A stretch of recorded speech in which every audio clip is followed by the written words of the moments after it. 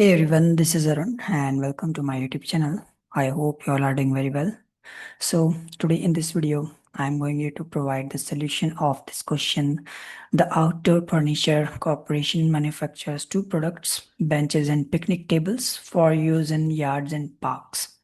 The firm has two main resources, its carpenter labor force and the supply of redwood for use in the furniture.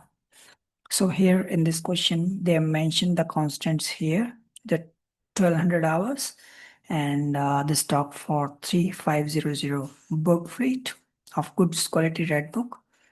Then this one is our another constant, which is 4 labor hours and 10 board feet of redwood.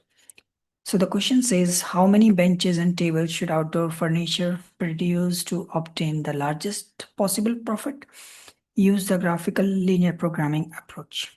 So I already have solved in Excel with the graphical linear approach. So let's go to the Excel solution part.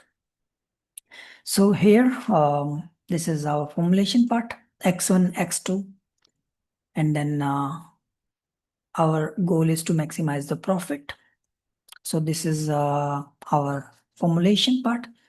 Then this is the decision variable. So here I used Excel solver. And based on Excel solver, I got this total profit.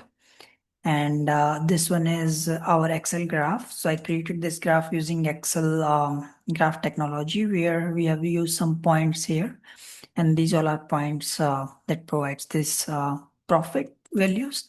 So profit at point A, then profit at point B, and profit at point C.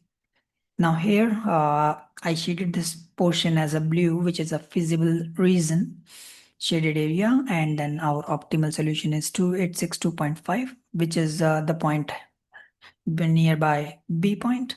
This is our A point, and this is our C point. So this line is the optimal solution here in lies between here. So I tried every point to match as per answer.